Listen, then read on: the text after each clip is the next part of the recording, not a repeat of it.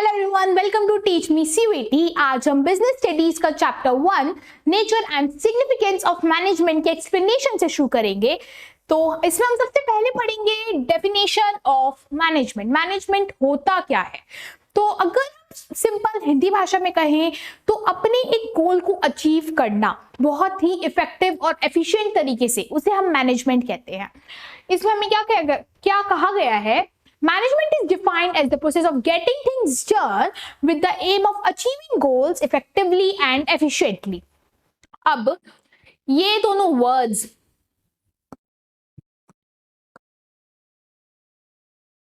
जो है इफेक्टिवली और एफिशिएंटली, इनका मतलब क्या है? इफेक्टिवली अपने गोल को अचीव करना but without any time limit और एनी कॉस्ट रिस्ट्रिक्शन, उसे हम इफेक्टिवली कहते हैं। एफिशिएंटली एक हमारे पास कॉस्ट लिमिट भी है, एक टाइम लिमिट भी है, उससे अपना गोल अचीव करना। फॉर एग्जाम्पल, हमें एक प्रोडक्ट प्रोड्यूस करना है और उसकी डेडलाइन हमें दी गई है अराउंड 10 डेज के विद मिनिमम कॉस्ट ऑफ 50,000, तो उसे हम एफिशिएंसी बोलेंगे। और अगर हमें एक प्रोडक्ट प्रोड्यूस करना है बट हमें कुछ नहीं बताया गया है, आप कितना भी कॉस्ट ले सकते हो, कितना भी टाइम ले सकते हो, उसे हम इफेक्टिवनेस कहेंगे। It is only concern with the end result. आगे बढ़ते हैं। Functions of management. बेसिकली हमारे पास 5 फंक्शंस होते हैं मैनेजमेंट के: planning, organising, staffing, directing and controlling. These are the 5 functions of management. इन हम डेप्थ में बाद में पढ़ेंगे, बट अभी हम इनकी डेफिनेशंस पढ़ते हैं। प्लानिंग क्या है? थिंकिंग इन एडवांस, पहले से सोच कर रखना है, कि स्ट्रेटेजी बना के रखना कि हमें अपना गोल कैसे अचीव करना है। It can be defined as thinking in advance, what is to be done, how it is to be done, where it is to be done, by whom it is to be done. Second हमारे पास आता है organising. Word से ही समझ आ रही है, चीजों को ऑर्गेनाइज करके रखना। काफी इसकी डेफिनेशन है, it can be defined as the process of identifying and grouping different activities in the organization and bringing together the physical and human resources to establish most productive relations for the achievement of specific goal of the organization.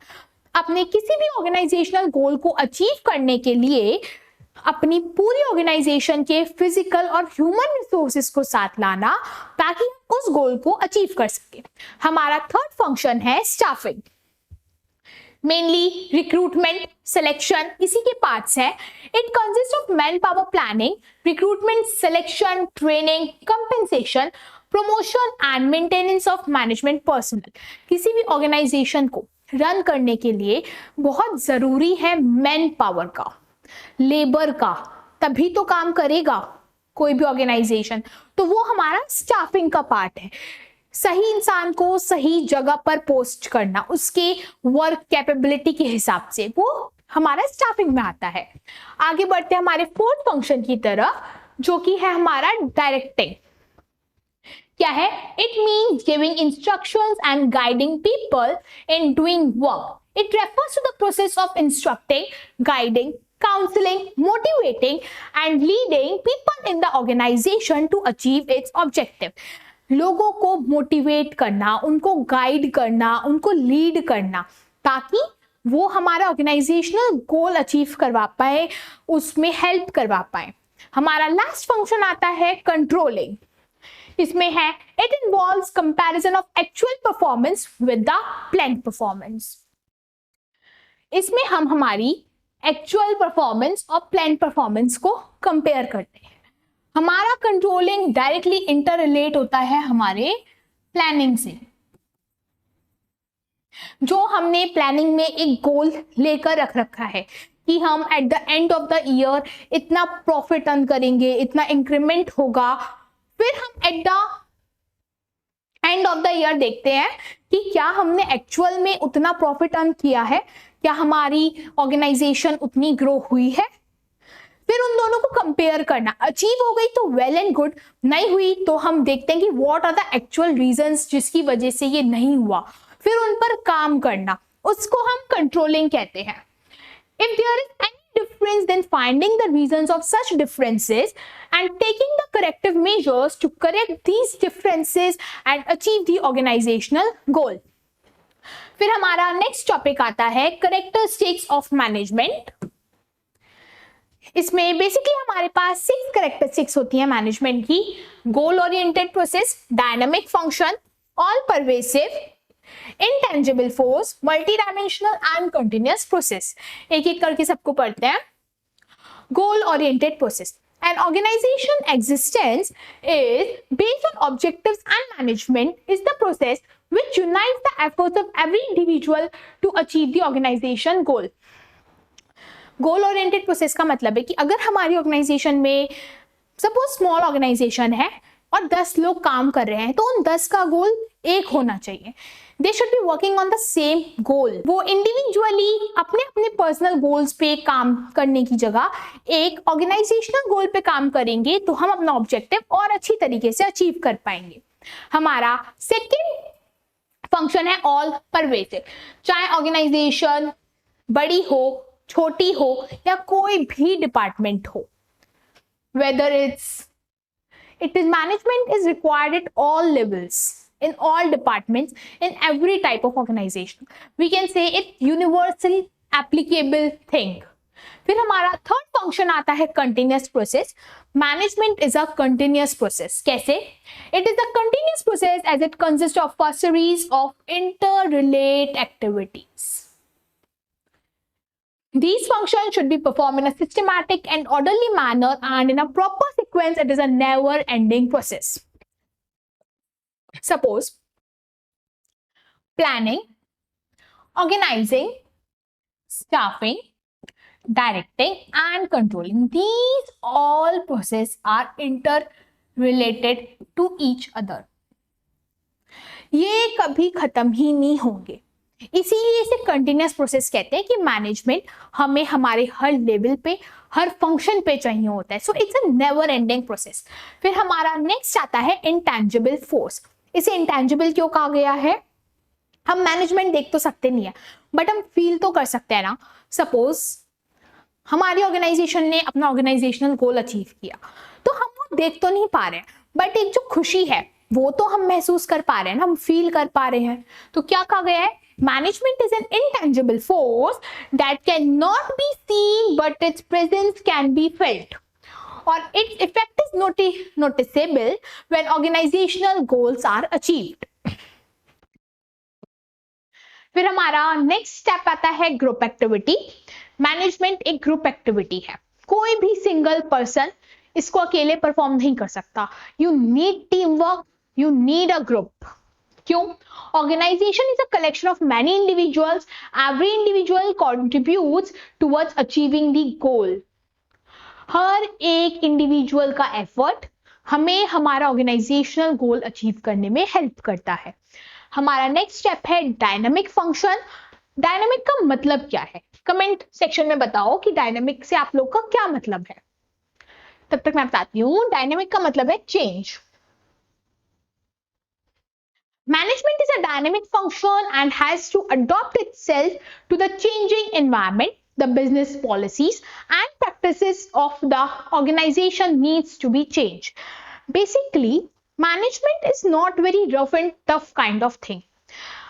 आपको manage करना है चीजों को, एक manager को अपनी organisation को संभालना है उस सिचुएशन को ध्यान में रखते हुए, उस पूरी सिचुएशन को ध्यान में रखते हुए उसको अपने सारे मैनेजमेंट के रूल्स, अपने जो कैरेक्टरिस्टिक्स है या कुछ भी है उन सबको चेंज करना है, इसलिए हम इसे डायनामिक फंक्शन कहते हैं।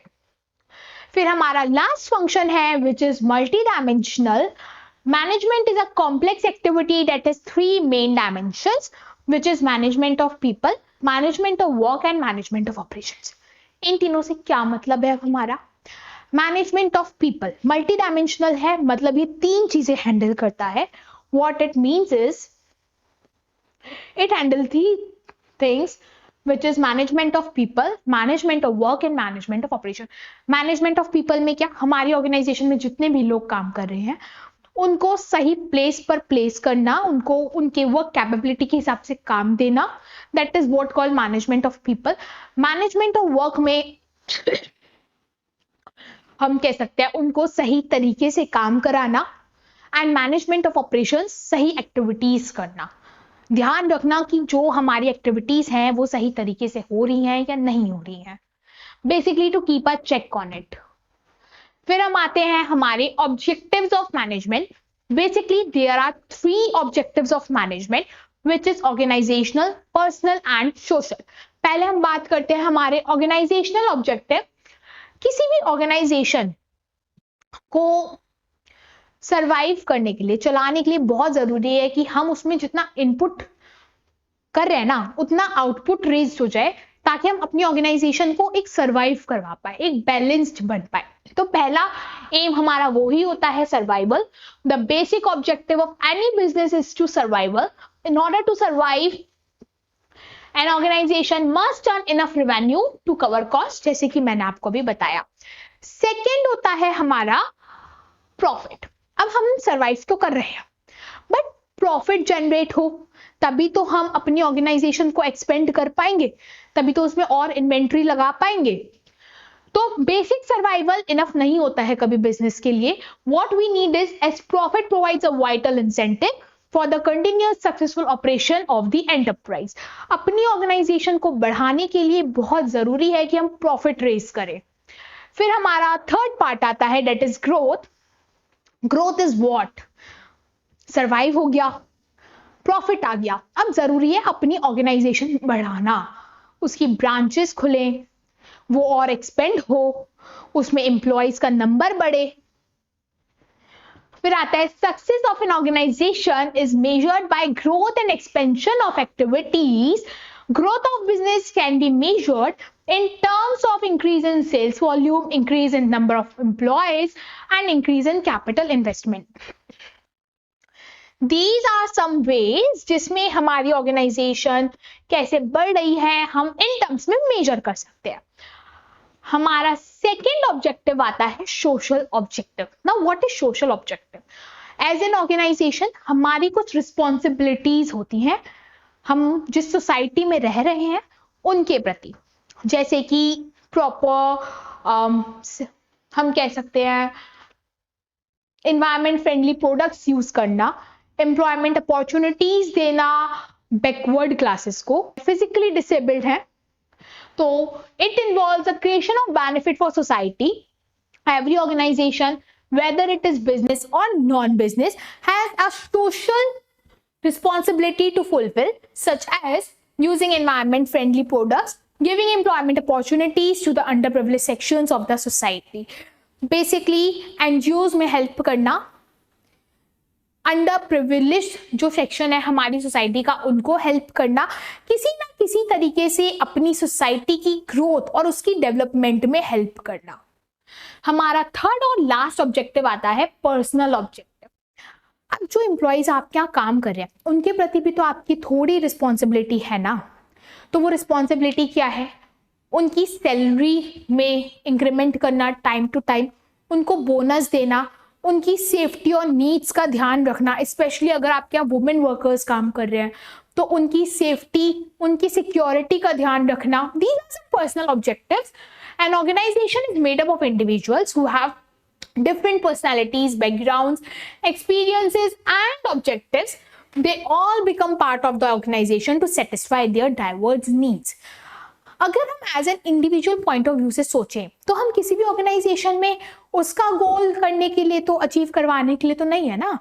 If I am an individual, I am working in any organization, then my primary objective is to satisfy my needs, my income, and whatever what I want in life, I need to satisfy those needs.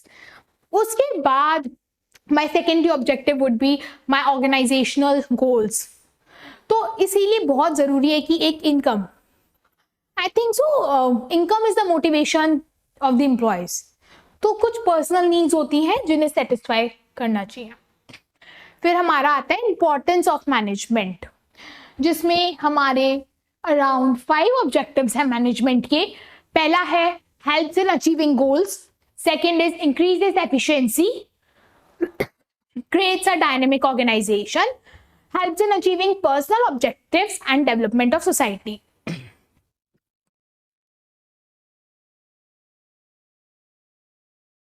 इसमें हमारा जो पहला गोल है helps in achieving goals, इसमें क्या कहना चाह रहे हैं कि जो मैनेजमेंट है वो हमें हमारे गोल्स, हमारे ऑर्गेनाइजेशनल गोल्स को अचीव करने में हमारी बहुत हेल्प करती है. Second is increases efficiency. It increases the work level. It increases the efficiency of an organization. जिस तरीके से हमारे एम्प्लॉयज काम कर रहे हैं उनका efficiency level वो काफ़ी increase करती है. Third is creates a dynamic organization. हर ऑर्गेनाइजेशन में that diverse people. तो उन सबको साथ लाना, उन सबको एक जगह काम कराना, that what it's creates a dynamic organization. Helps in achieving personal objective. Management also helps in achieving our personal objectives. कुछ ना कुछ पर्सनल ऑब्जेक्टिव सबके होते हैं, जैसे हमने अभी पहले बात की, तो उनको भी अचीव करवाने में हेल्प करती है. और last is development of society. Some way और the other management helps in the development of society. It gives you products, it supply products to the consumers, or it gives services to the consumers, so it is helping in the development of society. फिर आता है हमारा levels of management. There are 3 levels of management: top level management, middle level management, and lower level management. Here is a diagram of it.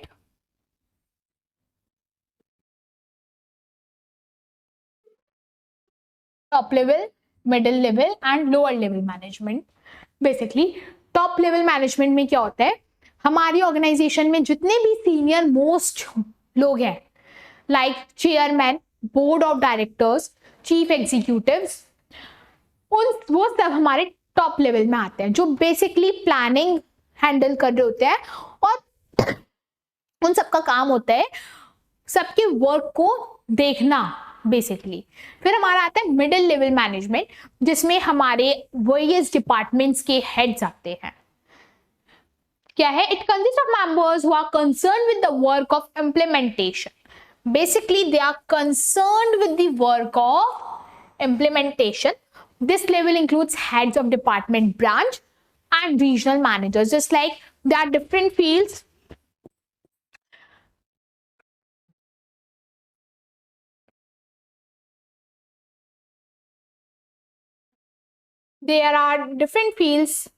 production, selling, or you can say finance. तो इन सबका जो departmental head है वो हमारा middle level में आएगा.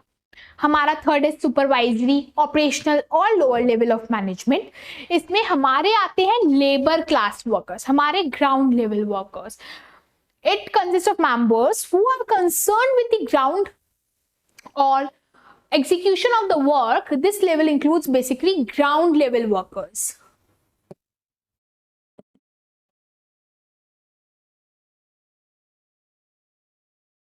फिर आते हैं हमारा मैनेजमेंट एज एन आर्ट. क्या मैनेजमेंट एक आर्ट है?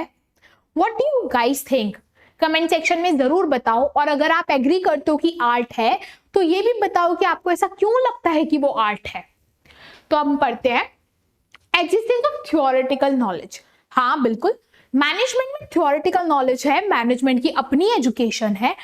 तो there is a lot of literature available in various areas of management which the managers has to specialise in.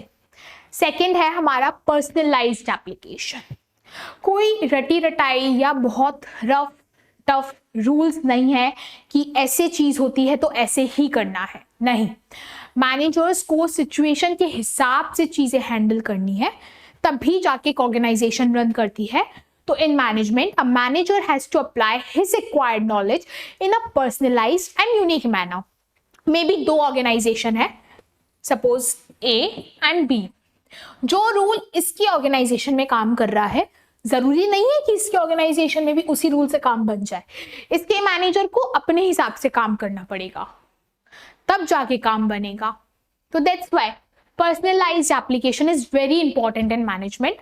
Third है based on practice and creativity. Definitely management is a practice and creative. Her situation को creative तरीके से solve करना, practice करना तो a good manager works through a combination of practice, creativity, imagination, initiative and innovation. फिर आता है हमारा मैनेजमेंट एज अ साइंस. क्या मैनेजमेंट साइंस है? तो इसमें हमारा पहला पॉइंट आता है सिस्टमाइज्ड बॉडी ऑफ नॉलेज.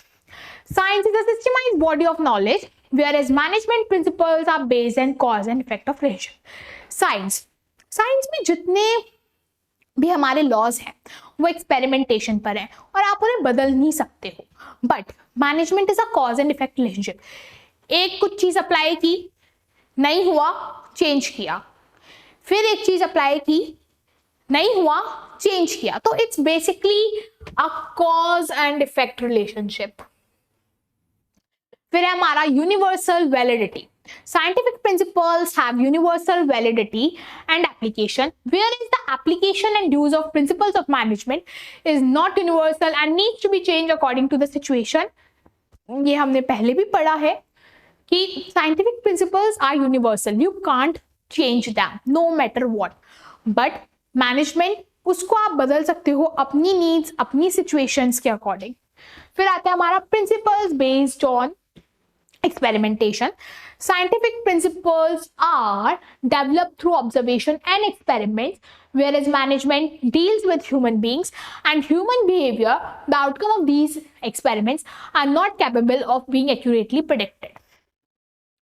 जो scientific principles होते हैं ना, वो proper observation, proper experiments के through हम उन्हें predict करते हैं. But management में हम human beings उनके बिहेवियर्स के साथ काम कर रहे हैं और हर ह्यूमन का बिहेवियर अलग अलग होता है. तो हम मैनेजमेंट में किसी भी एक पर्टिकुलर चीज का रिजल्ट पहले से प्रोडिक्ट नहीं कर सकते हैं.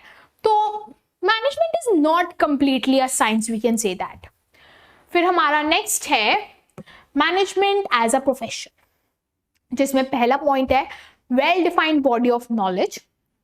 Management is based on systematic body of knowledge and well-defined principles, just like any other profession. Its knowledge can be acquired from various institutions such as Indian Institute of Management. या बहुत well-defined body of knowledge है, बहुत लोग management की पढ़ाई भी करते हैं. उसमें से एक बहुत फेमस इंस्टीट्यूट है हमारा Indian institute of management. Second है हमारा restricted entry. Although there are many institutions जो मैनेजमेंट की पढ़ाई कराते हैं, मैनेजमेंट के कोर्सेज कराते हैं, but anyone can be a manager irrespective of their educational qualification. ऐसी कोई restricted entry नहीं है जैसे डॉक्टर्स में होती है या इंजीनियर्स में होती है कि अगर आपको डॉक्टर बनना है तो आपको MBBS करना है, बट मैनेजर्स में ऐसा कुछ नहीं है. फिर है professional association. There are several organizations of practicing managers in India, but there is no compulsion for managers. बहुत सारी institutions हैं जो managers की practice करा रही हैं, उनको training दे रही हैं, but कुछ compulsion नहीं है. अगर आप चाहते हो training लेना तो आप ले भी सकते हो, नहीं चाहते तो नहीं भी ले सकते. Moving onwards, ethical code of conduct. Like every profession, managers also have a code of conduct, but it does not legally bind manager as compared to professional code of conduct. Obviously, managers have a professional code of conduct, but वो उनको legally bind नहीं करता. फिर service motive, the basic purpose of management is to help the organization to achieve its goal. Basic function जो होता है ना किसी भी management का, वो होता है कि वो अपनी ऑर्गेनाइजेशन को उसका गोल अचीव करने में हेल्प करे. फिर है हमारा hence we can say that management does not possess all the characteristics of profession. फिर आता है हमारा coordination, the last part of this chapter, which is the essence of management. coordination है क्या? मैनेजमेंट की रूट है, उसका एसेंस है. कोऑर्डिनेशन नहीं है तो मैनेजमेंट होगा ही नहीं, क्योंकि किसी भी ऑर्गेनाइजेशन को चलाने के लिए ना आपका बहुत जरूरी है अपने वर्कर से कोऑर्डिनेट करके रखना, एक यूनिटी के साथ रहना. पढ़ते हैं आगे. What is actually coordination? Coordination means binding together all the activities such as purchase, production, sales, finance to ensure continuity in the working of the organization. Exactly. What is coordination? Binding together all the functions, all the people ताकि एक continuity बनी रहे, organisation चलती रहे। Thus, coordination is not a separate function of management. Again, an important thing.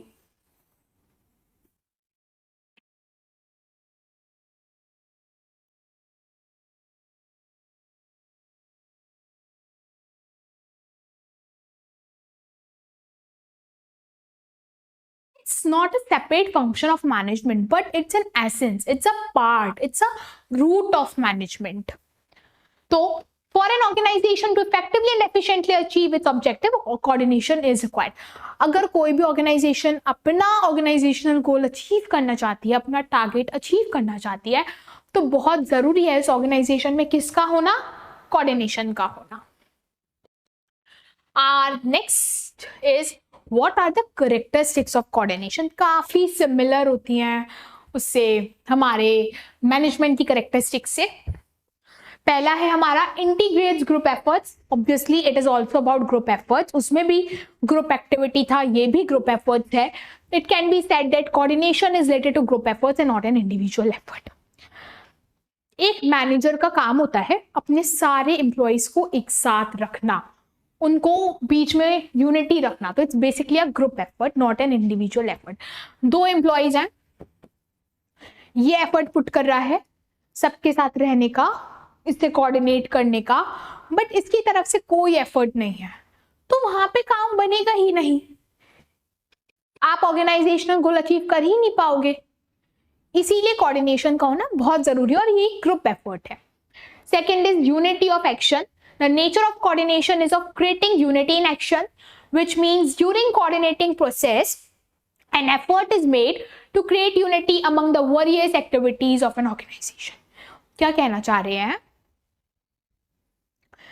एक unity होनी चाहिए, एक यूनिटी होनी चाहिए ऑर्गेनाइजेशन में, तभी काम बन पाएगा। What they are saying, unity in action, which means during coordinating process, an effort is made to create unity among the various activities of an organization. क्योंकि हर एक्टिविटी इंटररिलेटेड होती है, तो अगर आप यूनिटी नहीं होगी एक ऑर्गेनाइजेशन में तो काम ही नहीं होगा अच्छे से। Our next characteristic is continuous process. Coordination is not a one-time function, but a continuous process. It begins with planning and ends with controlling. क्योंकि सारे functions अपने आप में interrelated हैं, इसलिए हमें हर डिपार्टमेंट में, हर फंक्शन में, हर लेवल पर कोऑर्डिनेशन चाहिए। फिर all pervasive coordination is required at all levels of management due to the interdependent nature of activities of wise departments, ये हम पहले ही बात कर चुके हैं। फिर हमारा रिस्पॉन्सिबिलिटी ऑफ ऑल मैनेजर्स, ये भी हमने डिस्कस किया था कि कोऑर्डिनेशन मैनेजर्स की रिस्पॉन्सिबिलिटी है, डिपार्टमेंटल हेड्स की रिस्पॉन्सिबिलिटीज है कि वो अपने एम्प्लॉयज को यूनाइट करके रखे, उनके बीच में कोऑर्डिनेशन लाए। It is required at all three levels of management, whether it is top level, middle level or lower level. Thus, it is the responsibility of all managers to establish coordination in the organization. Our last function is deliberate function. Coordination is never established by itself, but it is a deliberate effort. Only cooperation does not suffice, but coordination is also needed. ये जो function है ना coordination, ये establish नहीं किया जाता बल्कि लाया जाता है। आपको एफर्ट्स पुट करने पड़ते हैं कोऑर्डिनेशन लाने के लिए। इट इज लाइक कॉपरेशन से सिर्फ काम नहीं बनेगा, कोऑर्डिनेशन भी जरूरी है। इंपॉर्टेंस ऑफ कोऑर्डिनेशन क्या होता है? Growth in size. As companies develop in size, the number of employees employed in the company also develops. Often it may become challenging to unite the efforts, so coordination is needed to unite the efforts of employees. What happens? एक organisation बढ़ रही है तो employees के numbers भी बढ़ेंगे, employees के numbers बढ़ेंगे, वो डिफरेंट बैकग्राउंड्स को बिलोंग करेंगे, डिफरेंट कल्चर्स को बिलोंग करेंगे, तो हमें कोऑर्डिनेशन चाहिए होता है उन सबको यूनाइट रखने के लिए, उनकी डाइवर्सिटी बीच में ना आए, इसीलिए हमें कोऑर्डिनेशन चाहिए होता है to unite their efforts. Basically functional differentiation, operations of an establishment are apportioned into division, sections and departments In a company, there may be distinct departments of production, marketing, finance or human resource. Suppose एक organization है, उसमें different departments हैं. I say ABC Limited एक organization है और उसके बहुत सारे departments चल रहे हैं. Production,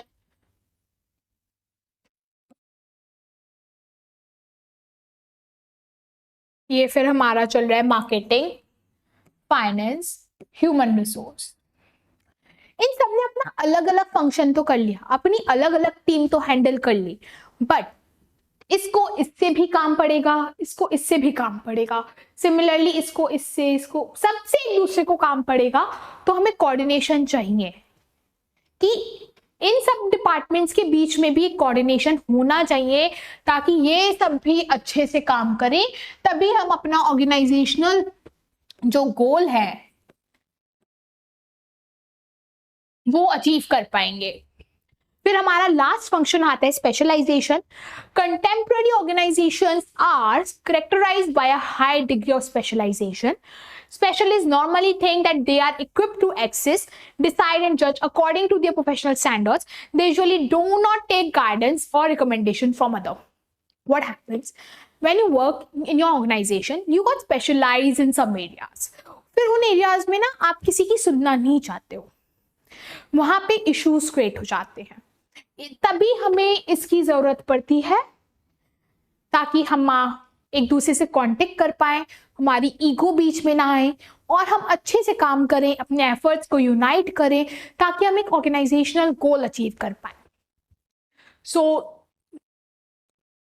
this is all for today. Thank you for watching. I hope आप सबको समझ आया हो. अब भी कोई क्वेरी है या आपको ऐसा लगता है कुछ नहीं समझ आया तो कमेंट सेक्शन में जरूर बताएं, हम वो टॉपिक फिर से जरूर एक बार कवर करेंगे. Thank you for watching.